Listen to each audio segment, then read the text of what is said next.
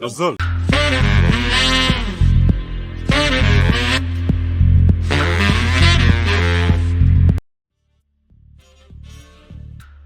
Hello and welcome to the hot kitchen of Yazol Podcast. We are the three amigos, your story chefs on duty, cooking you some of the hottest stories from out there, Sot Sukun. And now, straight out of Vancouver, Canada, the big man, Zol on the wheels of steel. Please welcome DJ Bakumba. DJ Bakumba here. Welcome, guys. Thank you. All right. And from Edmonton, his friends call him Le Japonais, music teacher and master guitarist. Please welcome Dennis Lissa. Welcome on board, everybody. Okay, and I am your chef on the grill, Dedi Seyi, Sultan of Small London, Zol Musuran Silly. So coming up today on Yazol Podcast, the highlights.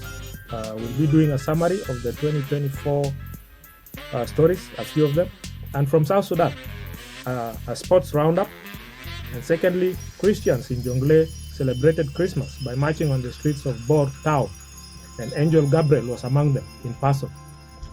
Juba Teaching Hospital records an overwhelming number of accident patients during this Christmas season. And from the African continent, in Uganda, a man decided to kick his pastor who was trying to cast out demons from him. The pastor is dead now. Over 6,000 prisoners in Mozambique escaped from a prison in Maputo on Christmas Day. And on the international scene, there's a story of a mother who put up her son for adoption and they reunited. We have that for you. And a minister in Fiji, she has her own Baltazar Ngonga story, Mr. Bello situation. And she got fired. What happened? We'll tell you. Then finally, the story of a Japanese man who has been diving in the sea trying to recover his wife who was lost in the 2011 tsunami. Yazol. And today, our African proverb of the week comes from the good area of Lemungaba on the outskirts of Juba, South Sudan. And it says, a man without insanity can impregnate a mad woman, but no sane woman wants to sleep with a madman. Bakumba tasma. Ya zol rajel bagda numa zola mamara mojunu lakini uswan made numa majani.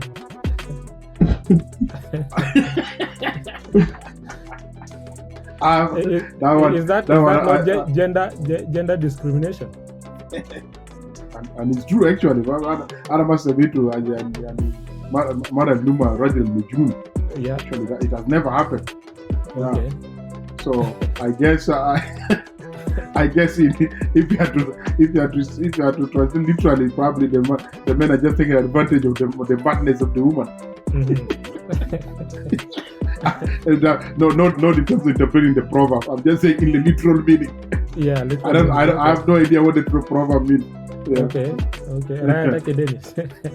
I think everything in that proverb is kind of like in the reverse. Okay. It takes a madman to sleep with a insane woman. No, like a normal man can sleep with a mad woman, but a normal woman cannot sleep with a madman. It's kind of very difficult to interpret. It takes women are more conscious of who they go with, unlike men. Women always threat men. Men are dogs because men will sleep with anything. But the reverse is not true for women. Which is like men, women are very cautious. So before doing something, know the long-term plan, right? Yes. Like that. Yeah. Like women are more conscious about the cost, but most men think about the cost is the afterthought. Okay. Yeah, that's very deep. Okay. Yeah. Let's go to our first roundup, and this is the 2024 year ending. So we have a roundup early this year in January. There was a big expose on TB Joshua, the mega church religious leader in Nigeria. Of course, remember that story, Dennis, right? I do. Yeah. You know, the history of the story of TB Joshua, it just brought to light things that makes people to question a lot of the negative that has been founded in Africa. Are they of God or of God of this world? So it kind of it brought to light many things that were hidden under the rug, and now people are trying to see like the authenticity of those churches. We have what is his name? The one that is in the one that was in South Africa. Bushiri, he returned back to his hometown. And half Aloka was kicked out of South Africa. So many of the televangelists are pastors. So I think that was a big shake-up for those televangelist churches. Yeah, and this year, Bakumba, we also had Donald Trump becoming president after facing criminal conviction and, of course, assassination attempts, right? Yeah. That was also a big story. I think quite a lot of people in the world were shocked that Trump would come back, and shocked on the American system that the convicted felon can actually run. Yeah. So that also that's when people started to get surprised at the US system. But all in all, the pollsters got it wrong. Everybody got it wrong. It's supposed to be a close election, and by 9 p.m. the Democrats were washed out. They were wiped out clean. So it became the point. Next time the credibility of the polls is going to be called into question, and a lot of people are never say the truth when they're being polled. So that was a very interesting time in politics to see Trump back again, and it's sending shockwaves around the world, including Canada itself, where we live. So let's see with January 6th what is going to become. This year also there was the Kenyan protest, the young Kenyans on the streets of Nairobi called the Gen Z, and they also stormed the parliament because of issues with the unpopular tax proposals, right? Yeah. It was a very interesting time too. It just shows the power of social media. That was the first time, I think, probably one of the biggest protests in the world that was organized mostly through Twitter, Facebook, and other social media stuff. And almost through the government, I believe, if actions were not taken, and the storm parliament, ate the parliamentarians' food, carried the maize outside. It was fun, and it taught the African governments a lesson that the young people are there and they actually matter. So I think people learn a lot from there. And of course from Equatorial Guinea, Dennis, the famous Baltazar Evang Ngonga, Mr. Bello, became the new Solomon of Africa after his video with almost 400 women went viral on social media. He was arrested, charged, and of course, the whole story became big across the continent and across the world. People recognized him. Songs were made, T-shirts, sports jerseys, dances, energy drinks, max. So like the issue of Baltazar, it shocked the whole world. There was a poll that was carried out in England, and people were asking around, showing the photo of Baltazar. Shockingly, a lot of people were following the news.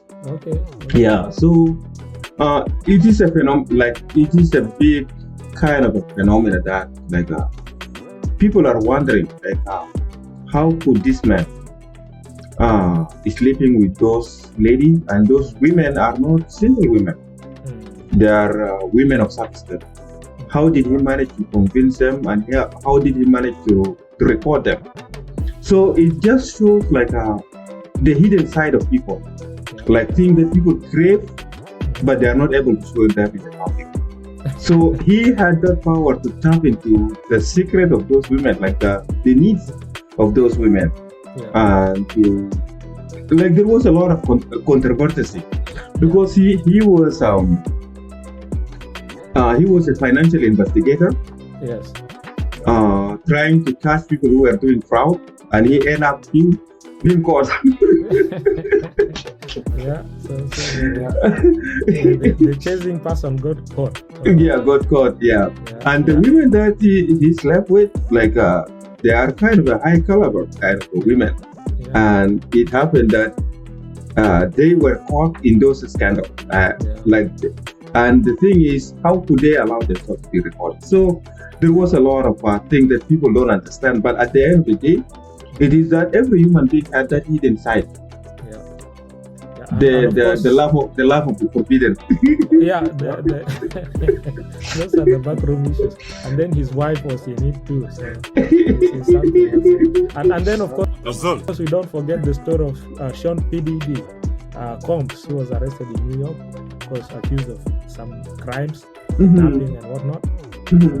His mansion in LA was raided, but the biggest thing was the sex toys and of course the 1,000 bottles of baby oil, which became something, right? Yeah, so that's 2024 for you. Okay, let's go to our first story from South Sudan. So during the Christmas festivities in Bor town, Christians celebrated by marching on the streets through the town. And of course, Angel Gabriel was among them, wearing a cowboy hat, red sunglasses, and carrying a Bible. A real Angel Gabriel as well. He was flying and trying to walk at the same time, flapping his wings and whatnot. Of course, some citizens online started accusing him of being a bad angel who was chased from heaven, and finding his way to South Sudan. So that's why the country has all those problems. He has to get out, I guess, contributing to the country's problems. Bakumba, what did you see the videos from Gorle? Yeah, I saw that video, and I always been wondering like why did that culture come from? That culture of marching during Christmas, and it's I don't remember whether it's also there in Cultura, but it's more synonymous with our brothers from the Dinka and the Nuer. So I'm here to find out where that culture started from, because it looks like it's a military march, it's a religious march, it's a combination of whether it's part of the culture or everything combined with Christianity. Yeah, but the funny part, of course, was Angel Gabriel. He was flapping his wings and trying to fly around. But I disagree with those people who say was thrown from heaven. Hey guys, just because somebody's dark doesn't mean the devil is always dark. The devil can be a white person too. Yeah. So let people not associate that because this guy is a problem to South Sudan. You never know what kind of devil is there in South Sudan. It could be any Muzungu or any Arab there. You never know. So, but yeah, I'm here to find out. So, maybe our Dinka and Nuer friends can explain to us the origin of that culture. I'm here to know actually. Yeah, but it was kind of interesting. It's fun, and if it makes them happy, why not? Yeah. Dennis, I think it's mostly from the Anglican Church too, right? I think from the Anglican Church, those kind of a tradition, we may not know where they originate, but it is the remnants of the colonization culture. Okay. For our side in Western Barkazal, our culture is dominantly Catholic. Okay. We came from that was brought to us by the Verona fathers. Mm-hmm. So if you see the name from the Western Barkazal, you'll find the name like Caterina, Giulietta, Margherita, all that are Italian names. And then during Christmas, like on the 24th of Christmas, people have that kind of a culture that they will gather woods and then they will burn it, and then they start. That is the Christmas kickoff. Okay. So I think those culture has its roots in colonization. Okay. People may not understand it why they are doing it, but if you trace it back, it may have that kind of a connection. Okay. My issue always with those culture is Western culture does not mean Christianity. Okay. Yeah. So we kind of for people who have come to the West, they can see that difference. But if you are in that culture, it is hard for you to see that the Western culture and the Christianity are kind of intertwined. And sometimes you are celebrating Western culture that you may not understand why you're doing it, but it is the Western culture. It has nothing to do with Christianity. Oh, okay. Yeah. To support Dennis in that point. Yeah. One time, somebody actually made a comment that we in Africa were the only people who do 3 traditional weddings. We do the henna party, which is an Arab traditional wedding. We do our own traditional wedding, which is our traditional wedding, and then we do the church wedding, which is actually a white people's traditional wedding. So we have three traditional weddings. Then we do. It's really crazy and costly too, right? It's something. Borrowing culture without regard for your own. All right, let's go to South Sudan sports roundup. So South Sudan's under 17 football team suffered a double loss in the last phase of the African AFCON CECAFA qualifiers 2024 in Kampala, falling 4-0 to Tanzania on Tuesday in the semi-finals in Kampala, and then losing on penalties to Somalia, which they beat before. I don't know whatever happened, but they are out of contention for the Continental Cup. And then this week also, of course, South Sudan Premier League started on the 23rd, which is Monday. It kicked off with the Melekia FC becoming part of history when they beat Merik Bentiu 2-0. And then, of course, there was Kator FC playing Wajuma FC of Awit, Kator from Juba. They beat Wajuma FC 2-0.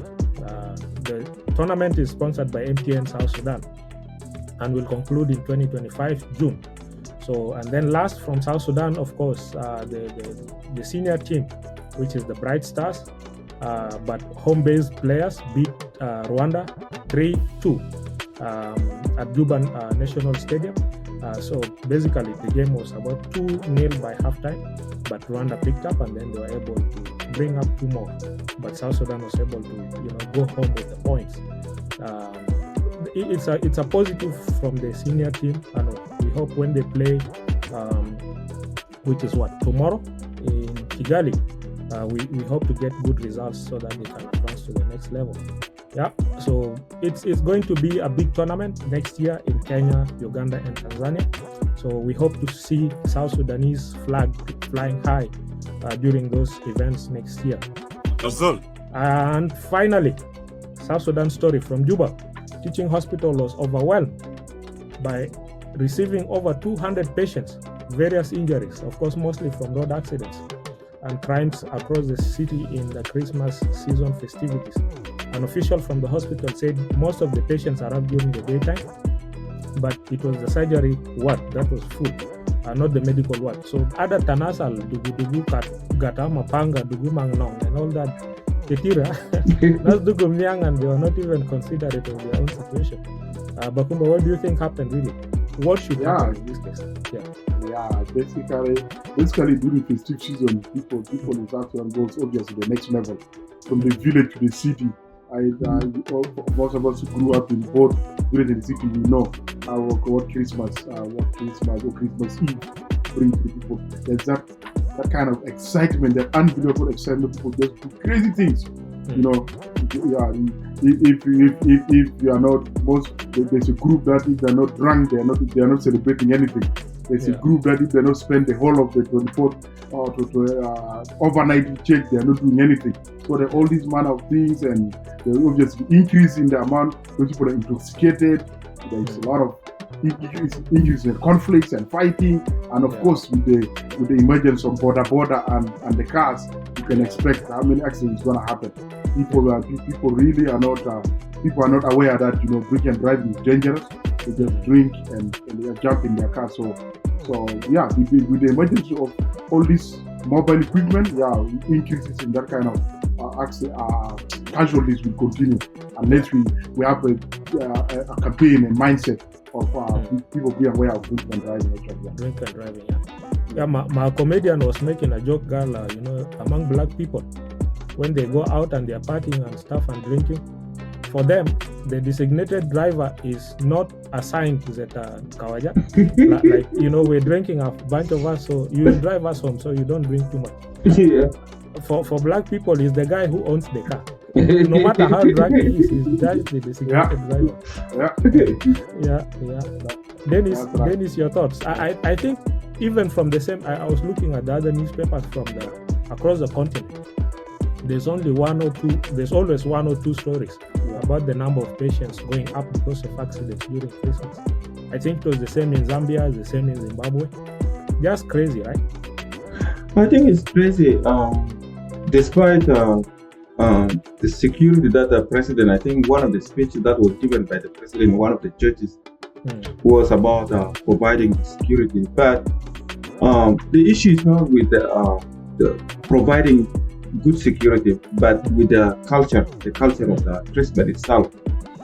During Christmas, people drink a lot, and I don't know if we have the law in South Sudan that prevent people from drinking and driving, because most of the time, like what Bakumba has said, like a lot of people who drive car on the roads, they might be intoxicated, and in this kind of a Christmas season, like people will be more prone to accident, especially we don't have the good traffic laws.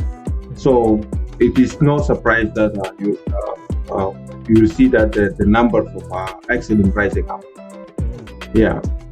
But sometimes some of us are like, oh, even if he's drunk, he's okay, he's still a good driver.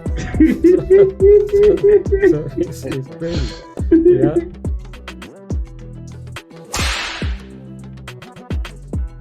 Now, it's good for you to watch out there, because every time you commit a public offense, Mr. Bakumba is going to whip you, Jelda, Sot Sukun. So this week, being Christmas, of course, many people across Africa, like we noticed in the last story, were out partying and having fun. But of course, in the end, some were drinking and driving. And many accidents, like at Juba Teaching Hospital, those accidents. So Bakumba is going to whip one of these guys from Africa. Bakumba, there's one video going around the internet of one public transport driver. I mean, this guy is in charge of public transport. That little van that in Uganda they call it the taxi. In Kenya probably is a matatu. I don't know what they call it. Juba probably is called taxi too. Masalat, yeah. So I think it's a 14-15 seater. This guy is so drunk, the people are waiting for him to come. He can hardly enter. He can hardly reach even where his vehicle was. And those people are relying on him to take them home. And nobody actually came out to stop him from opening the door to enter. Fortunately enough, the alcohol got hold of him proper. He fell down. The video ended by him not be able to enter the car. So these are the people we talk about. These are people mood with us. This guy can actually cause that car to crash and kill more people than anybody. So they are not allowed to be close to a car when they are drunk. So Mwatanin can go that's where Jelda tamam. Yeah, but the police there to put shot tamam so that he's not a danger to the people. So I was very upset with that driver. I hope he was not able to drive that car at all. Alcohol dealt with him. So people be on the watch out in this kind of situation. Jail do tamam, so that it will save you and your family. Yeah. Yeah. So ita kuna asma Bakumba jail do, so always be on the watch out. Kare sota Bakumba maja ko dita.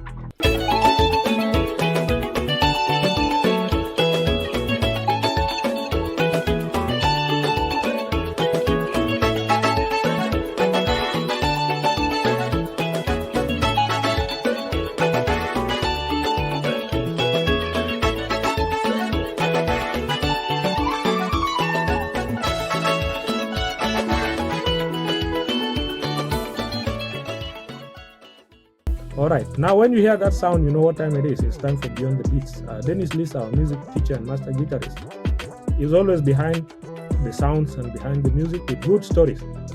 So today he will delve into the South Sudanese music scene in the diaspora. He'll tell us what is happening with folks like Yaba Angelosi, OK, Silver X, Ruth Matiang. We know all of them. Good music like in Zaman Towila, Namasma, I Haja. So what is happening? Why are most music now coming from home instead of from the diaspora here? What can be done to boost these diaspora artists?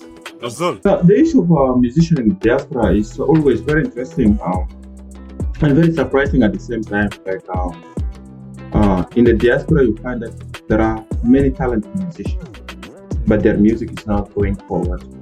And at the same time, people who are in the diaspora, they have better access to equipment, to studio, to better technology, but yet they are not making good music. In reverse, like we find people who are in South Sudan, They may not have the technology that is here in the West, but at the same time, you find that they are producing more music. So there are many reasons. Like music goes where money is, regardless of how talented you are. But if you don't have a strong label behind you, there is no way that you can do your music. And then music also goes with how much time you have available. So we find that most musicians who are in the West here, they do music as a part-time. They are doing their regular job, but at the same time, they are doing music as a part-time. So you cannot do music as a part-time if you want to become a good musician. You cannot do it as a part-time. So you find that many musicians that were talented back home and then they are here in the West, their music is not as strong as it was it was at home. So that element of timing comes in, like they don't have enough time. At the same time, there is no level that they are signed to. They are trying to produce music on their own, and most of the time they find that they cannot go that far. So you find a person like Evangelos, a very talented musician. He has skill in many things, like he's an instrumentalist, he's a vocalist, and he's also a media producer. But at the same time, there is no way that he can do that good music. So now we find that it has been like 3 years or 4 years, nothing new has come up from Evangelos. The same thing if you look at Silver X was doing very well at the time that he was in South Sudan. Since he went to Australia, there is no any music that has come from him. The same from for other musicians that we know here in the West, like Bakumba, David J. David, and then what is his name? Dynamic. Socalophony, yeah. Most of them are trying their best, but they cannot break that. And then the other thing is a fan base. Now you're competing in an economy that is not your own. Like the music industry in the West here is very competitive. So there is no way that you can break into that market and get a lot of fun. So there is that kind of like if you find people like Davido, they started in the West here, but they went back home. That's when their music took off. The same thing for Burna Boy, who was here in the West, and when he went back home, that's when his music took off. The same for Bob Marley. Bob Marley came to Delaware, US. He worked in the Chrysler dealership. No, that was in the factory. In the factory. Okay. He has a song called Night Shift. Yeah, working on the night shift with the forklift. So he stayed in the West here, but it is the time that he went back home. That's when his music took off. So also you look at Kembe. Kembe was here in the West, struggling with his music, but there was no way that he can break into US market. So he had to go back. So now the trend is, if you are here in the West and you wanna do your music, chances are it will take you very long time. So maybe the best chance is start here but go back home and do your music maybe and then come back. That's how a lot of those folks do their music. Okay. But most of our musicians here in the West, they are talented, but they cannot go that far. Okay. Yeah. Yazol. All right. Let's go to our first story from the African continent, and this is straight out of Uganda.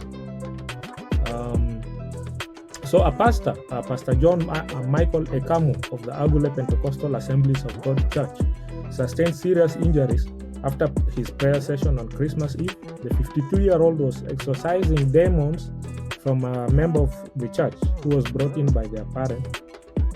According to the story, Jelda, he had demons in himself. So the pastor was trying to force out those demons from the guy. The guy started kicking the pastor, and then it was a serious kick. Of course, they dealt with the guy. I don't know whether the demons really were cast out or not, but that story ended. The following day, I think the pastor was, in the church during the Christmas, trying to pray, and then then he collapsed because the situation big as up. They tried to rush him to the hospital. He tried to say no, it's all good, whatever. Then of course he died, basically. So and then they checked in the hospital. The X-ray revealed that he had cuts in his pancreas. So the guy's kicks, the demon's kicks were too high. So it's unfortunate in this situation. So they arrested the guy. The guy was called Ogwang, the guy who kicked the pastor. He was arrested and he's been detained by the police and they're doing an investigation. I don't know in this case. If this case really goes to court, are they going to charge the guy or they'll remand him like in a mental hospital? Bakumba, what do you think? It's so very hard for me to feel sorry for this pastor because of the charlatans. They go playing around with mental illness is mental illness. Sometimes it's not about the demons. Like science, we have science now. We know some people really have mental illness, and it doesn't have to be all the time that it's all about the demons. But since they made a choice that everything is about the devil, that's how they end up getting kicked properly with that kind of power. Some of those mental ill people really are very powerful. They are really powerful when it comes to physicality. So it's sorry for the pastor, but really it's a lesson to all other charlatans out there who think that it's all about chasing imaginary demons here and there. So in terms of the justice system, it's going to be very difficult. You cannot really charge a mentally ill person in a court. It's not going to happen if it's a proper court. Unless it's a kangaroo court, then maybe they can charge him, but it's almost impossible to charge him. And what is the evidence that actually he's the one who caused? He did his kicks. So one way is like, is it the devil kicking or is the guy kicking? Was it him? Maybe it was not himself. Maybe it was actually the demon that the pastor was assuming. So unfortunately the pastor has died. So let's wait and see. But definitely, I don't think it can sustain any trial. It's quite unfortunate, really, like you said. I wish the pastor accepted that immediately he was kicked like that. Put your religion on the side. You're feeling the pain. Just go to hospital, man. I have a very strong conviction that what is happening now in Africa, like in those churches, it is not even Christianity. It is mixture of Christianity and different things. And the biggest motivator in those churches is money. It's money. And then a lot of people are coming up with a miracle. I do believe that miracles do happen, but it is not something that, like, there are people who can kind of act as intermediaries between God and people. Like, whatever you want from God, you have to go through them so that you can get your miracle. And then they will even promise you, if you do this, this is what you're gonna get, and if you do that, this is what you're gonna get. So I have no respect for those pastors. Whatever they do, it is far away from Christianity. So going back to the case of this pastor who was kicked. So why did he go to hospital? Somebody would have prayed for him, since they believe in miracle. That could have been their first goal, instead taking them to the hospital. So you see that there is a lot of contradiction. Those pastors, they pray for people who are sick, and when they get sick, they they fly to India, they fly to China to get a medical attention. They will ask for your money, and then they will promise you money that will be given to you. So, like, they really take advantage of people who are really gullible. And for me, it has something to do. Like there is no any relationship between what is happening and the Christianity. Yeah. It's quite unfortunate, really, in this situation. May the pastor's soul rest in peace. But big lesson for people to learn. Yazol, Salah can demons Zebiga go to Sunif is kicking too hard, man. You take off. Yeah. Or at least get some people to help you out and grab him and take him out and stuff, right? So all right, let's go to Mozambique now, where over 6,000 inmates escaped from a maximum security prison in the capital Maputo, leaving, of course, 33 of the prisoners dead in that process and 15 others injured. The escape happened on Christmas Day, and according to the police, this happened because there's been post-election violence in the country, of course. They just had the elections on the 9th of October. So this prison agitation, or whatever it's called, could be linked to the same because of the chaos in the country.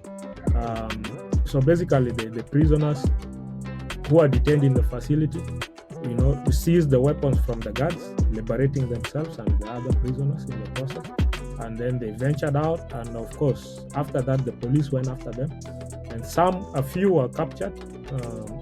Some tried to conceal themselves in people's homes, took off their handcuffs and all that. But it's a very difficult security situation in Mozambique now, right?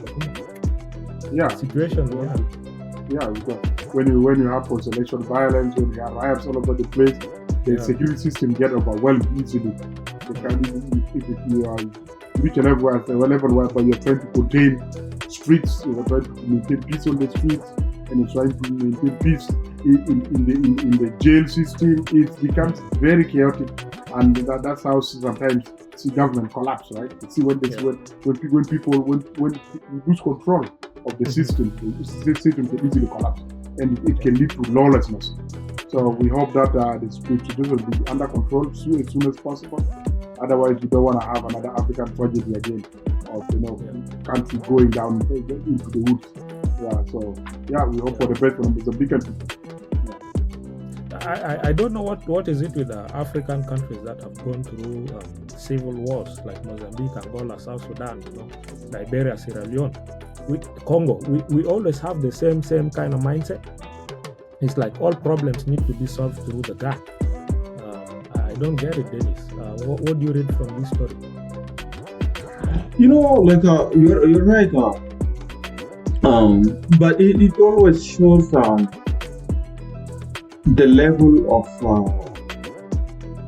the conscious, how people resolve that issue. Okay.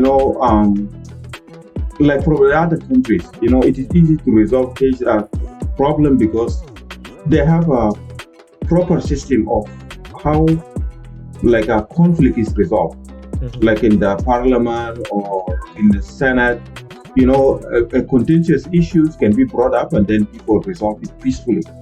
Yeah. But for us, we don't have those kind of system. Mm-hmm. The only way to get to the power is through the barrel of death. Yeah. And that encourages a lot of people.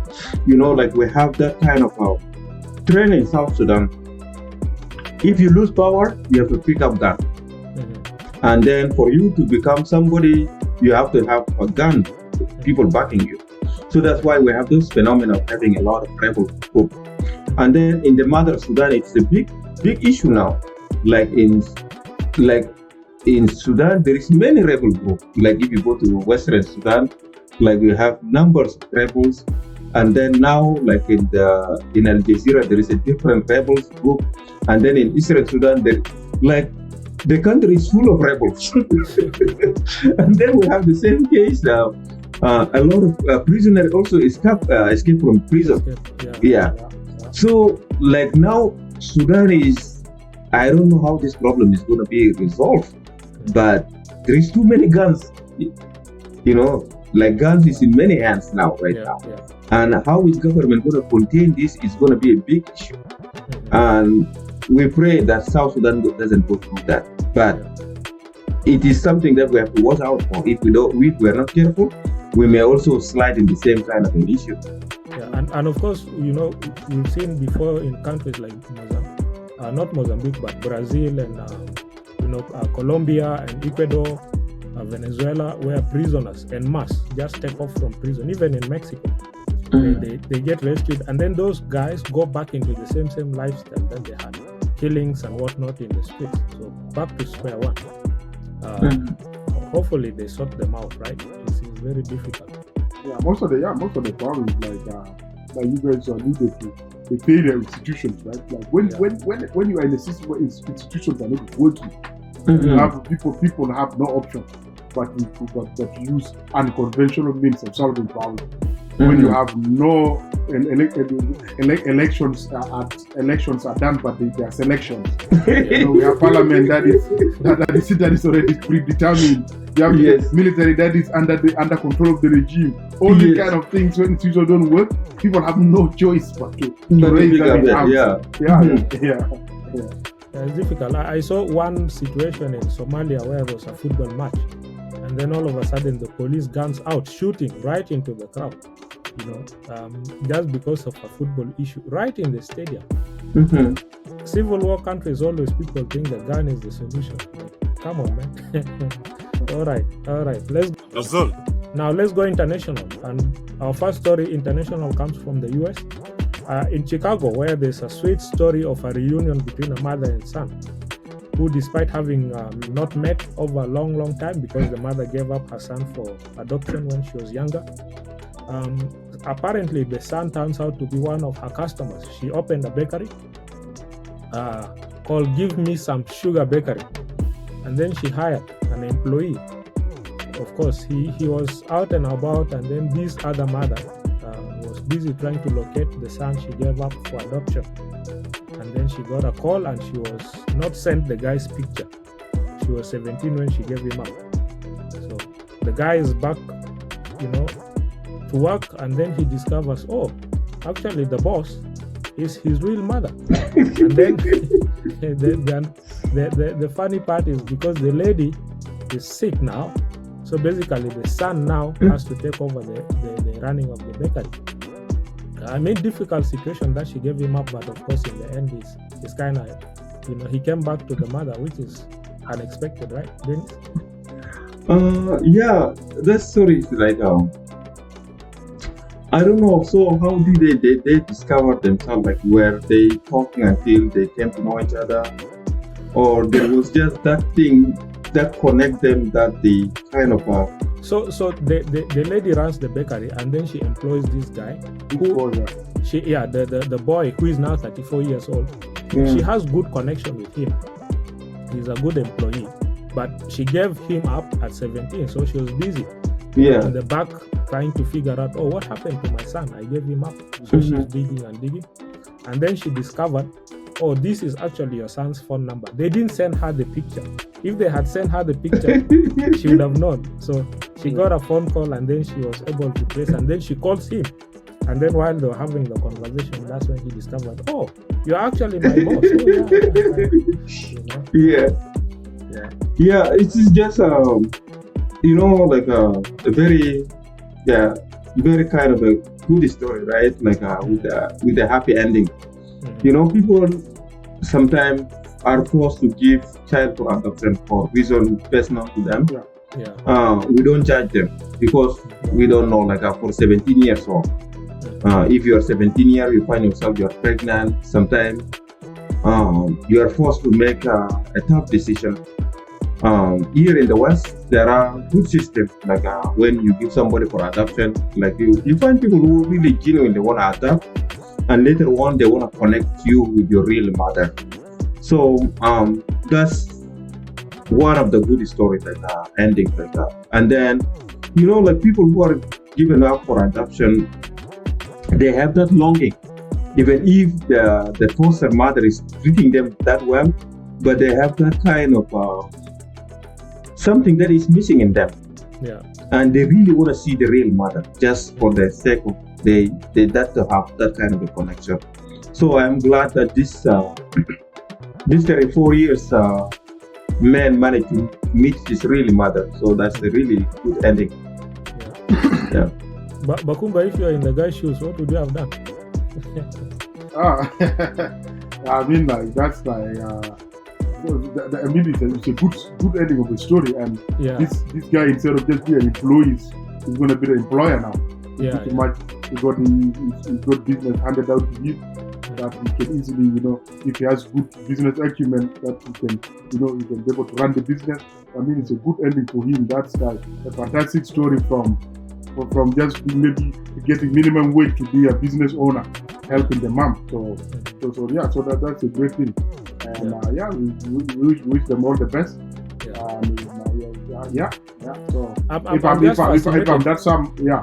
I'm fascinated by the chances of them actually meeting. The fact Galo did this guy for an adoption in a country of over 300 million people, and then all of a sudden he's back employed at the same bakery. What happened? Like what?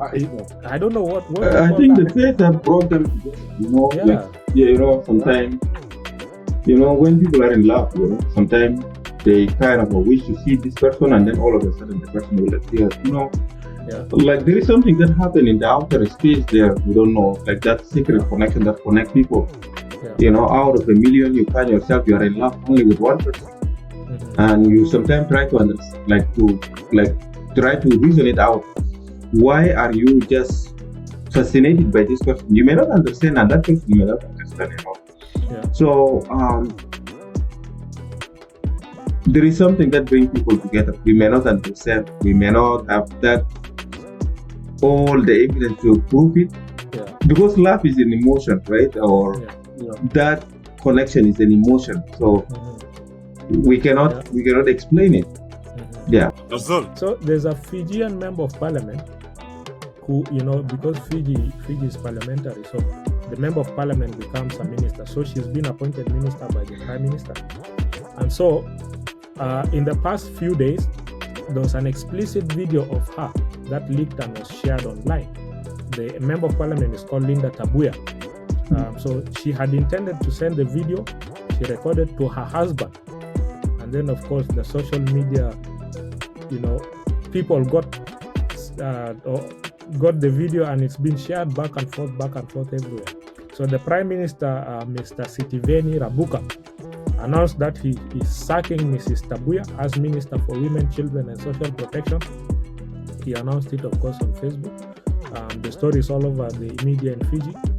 Mrs. Tabuya, meanwhile, defended her situation, saying she had intended to share the video between herself and her husband. So they are going to do investigation. Whoever shared that video first will be in for trouble. And she's advising those who are busy sharing the video that they're engaging in a criminal activity.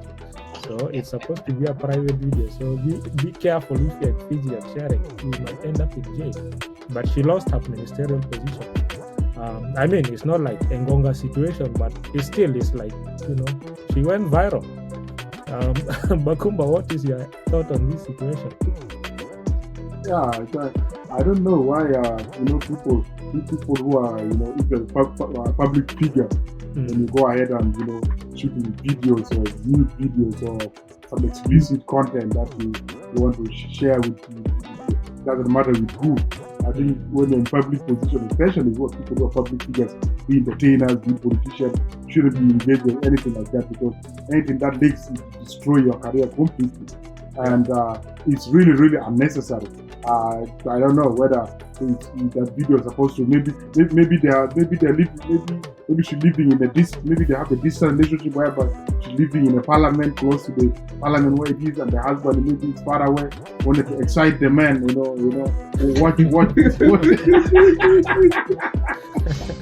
He wanted to excite the man, so she probably clicked, whether she clicked the wrong button or whatever happened. It ended up with us in the video, and any threat is not going to change anything. The more she threatens, the more viral it will grow. So it's even going to be shared even more. It would have been better for her just be quiet and keep quiet and just go numb, pretend nothing happened. Other than that, that's a lesson. Like for us who are little people, maybe we can do it.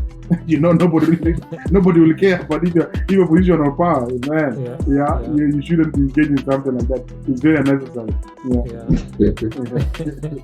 Dennis, your thoughts on the story? In the age of social media, Yeah. Today I read something about like the background check. Okay. Now they're doing background check. They're doing criminal background check, and then they're doing a social media background check. Okay. So it's not like before, like they would just do a criminal check on you, and then try to see what they have been engaged on.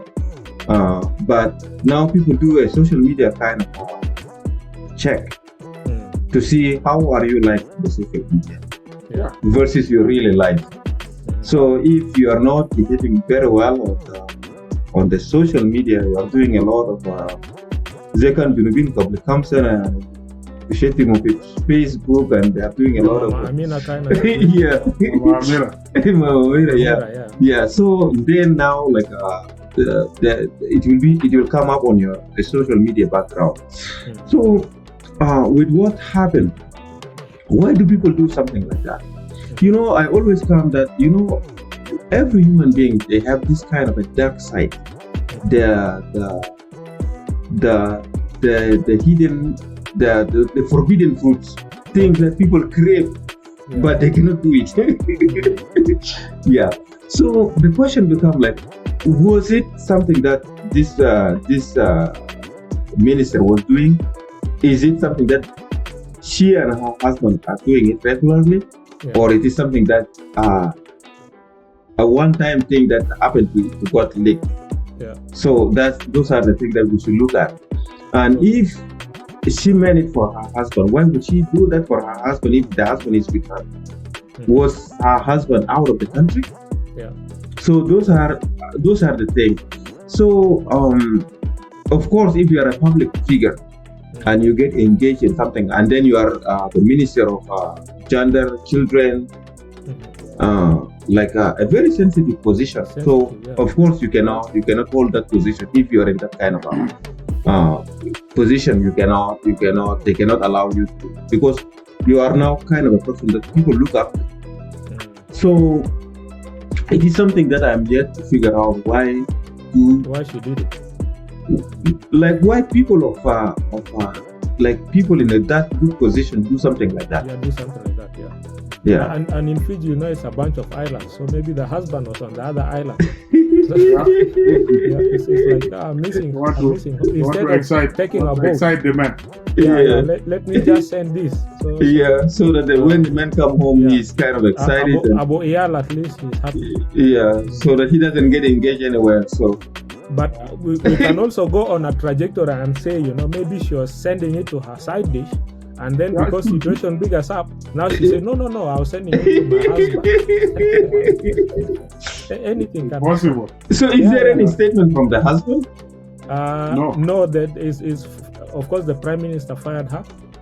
And then the assistant commissioner of police, I think it's called Mr. Levi. These guys in Fiji are basically like Africans. Even their names, you might think he's somebody from the Congo or something. They say they came from Tanzania. But like the husband. So like if the husband, like there should be kind of a statement from the husband. No, if I'm the husband, I'll not put out any statement anywhere. I'll not show my face in media.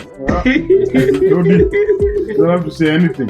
Let her fight the battle. Let her fight the battle. So that's our story from Fiji. All right, let's go to our last story, which is from Japan. So a Japanese man who is out in the sea all the time, every day, diving for about 2 hours every day, trying to recover his wife's remains, or maybe try find her. Of course, we remember the tsunami which happened in 2011. That's when his wife disappeared. She was working in the local hospital, so he drove and dropped her and dropped his daughter somewhere else. The daughter, of course, didn't disappear, but the tsunami happened, and it happened only for 2 hours. So this guy's wife has not shown up. That is in Onagawa, on one of the Japanese islands.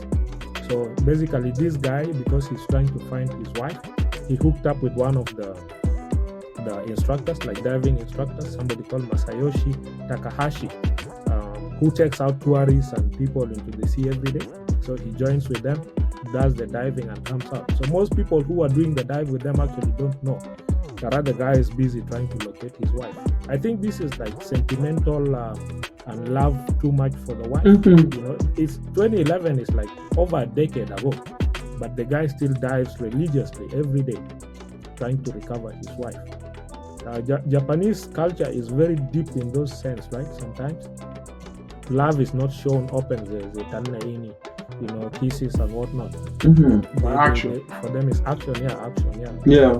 So I agree that this may be sentimental for him, you know. He want to have a closure, you know. For him, just to have the remain of the wife is just a closure for him. And you know, there are people who this thing is like a sentimental for them, you know, very sentimental.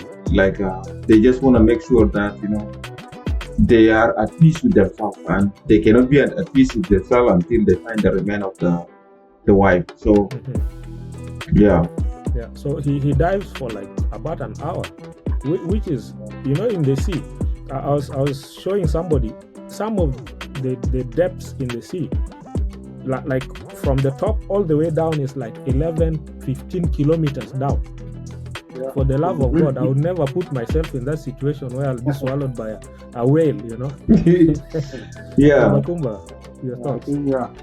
I think for maybe that's one of his way of mourning, you know, mourning his loved one. He thinks he did not conduct any ceremony yet. That just gives him a sense of I'm still looking, I'm still busy. Maybe one day I can find her. That kind of.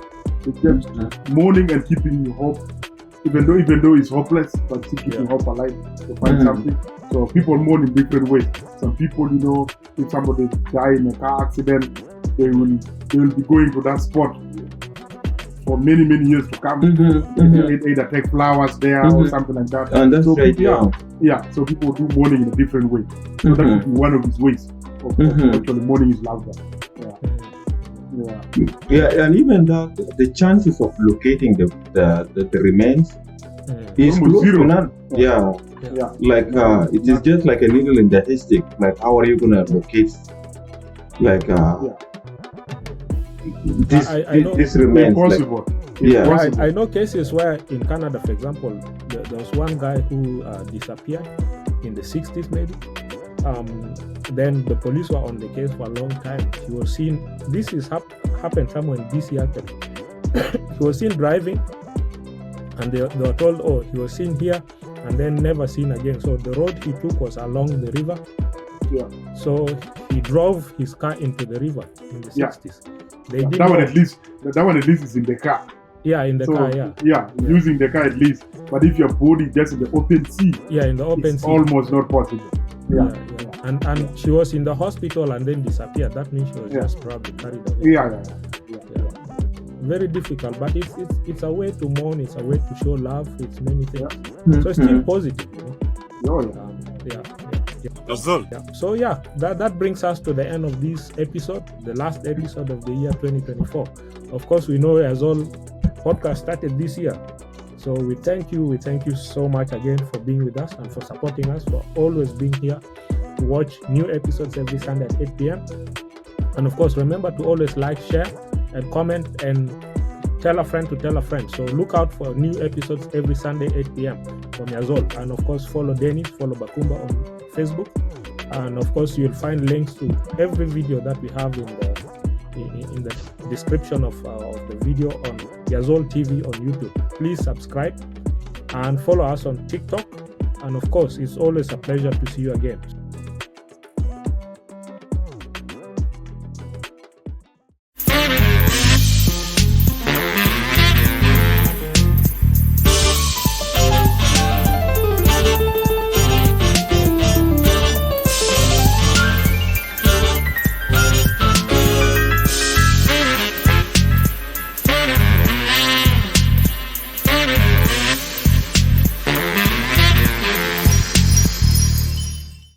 Yazol.